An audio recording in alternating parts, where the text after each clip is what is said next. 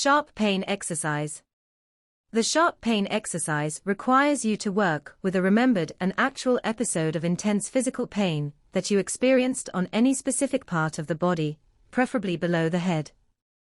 It should not be a reenactment of what occurred in the past or an imitation of how you behaved.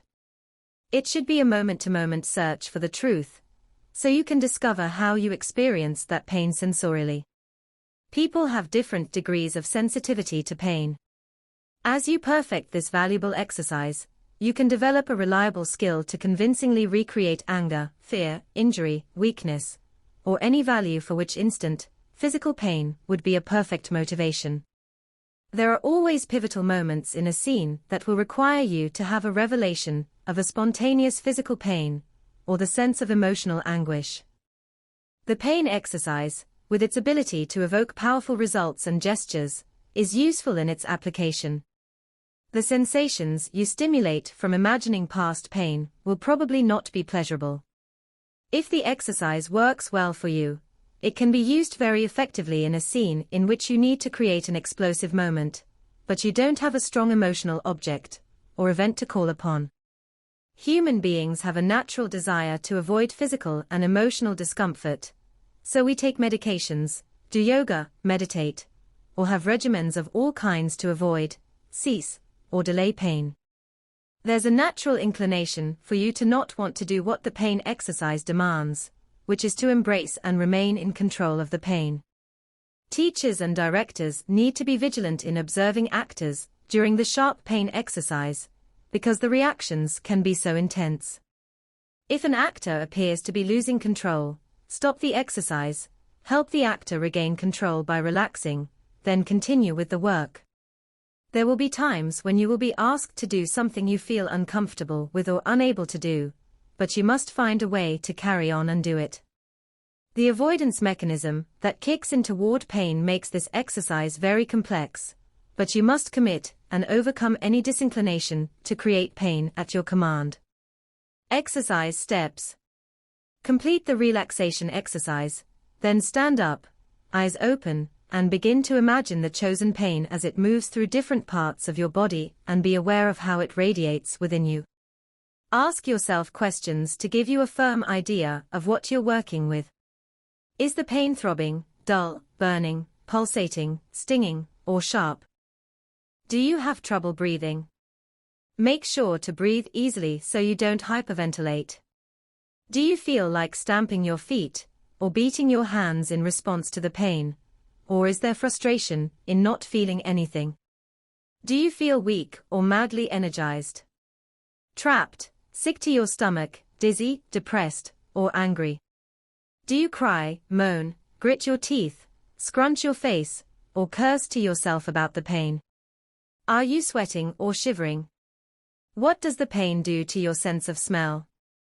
Is your sight blurred by the pain? If the pain is overpowering or debilitating, stop the exercise, sit back down in the chair, and go back to relaxation. You can also make the sounds, or speak out if needed to gain control and then begin again. Express the pain by making the long ha, or ah, sounds from deep inside the chest, not the throat. Strasberg's coda was that it's the effort you make to do the exercise that's important, not that you get it. Experiment with how to increase the pain by moving in ways that differ from what's normal for you. You can lie on the ground with your feet up in the air. Don't imitate the position you were in when you had the pain in real life. Don't touch yourself. If you have the impulse to touch the spot where you feel the pain, use your hand, but keep it slightly away from the body and try to imagine the feel of it, not just imitate the action. Is there tensing or tightening around the muscles? Become aware of and let go of the tension. The places where you most clearly feel the pain are places where your body may hold locked sensations, which is energy that may be stuck and needs release.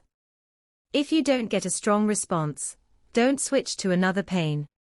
Deal with it by continuing the effort.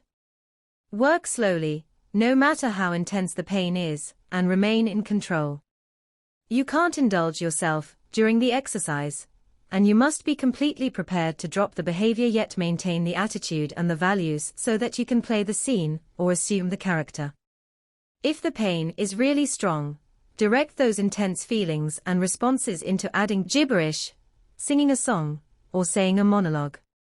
You may be experiencing different states of anger, frustration, and hopelessness, all of which will give meaning to the words. Don't focus on the lines, but where on the body you feel the pain, and pay no attention to the literal meaning of the words. Learn how to speak and feel the pain simultaneously. Let the words be enveloped by the pain even if the result, for now, doesn't go with the sentiment of the lines. If the pain evokes a rash of memories of a place, people, or objects, stay with the pain, but don't go with the memory. Let the distracting thought slip away, and then get back to working on the pain. Make a mental note of the related feelings, places, and objects and record them in your journal to reuse in other work. At the end of the exercise, you'll find relief in the knowledge that the pain wasn't real, that you were in control, and you were able to move on. Allow your breathing and your muscles to relax. This act of letting go is part of craft. Notice what triggers allowed you to immerse yourself in the pain, and how the pain colored the lines of the monologue. Which elements of the pain were surprising and could bring certain believable values to your future work. The connection between pain of all types and strong emotions makes this exercise very useful, and you will learn which specific pains can be used to elicit different feelings.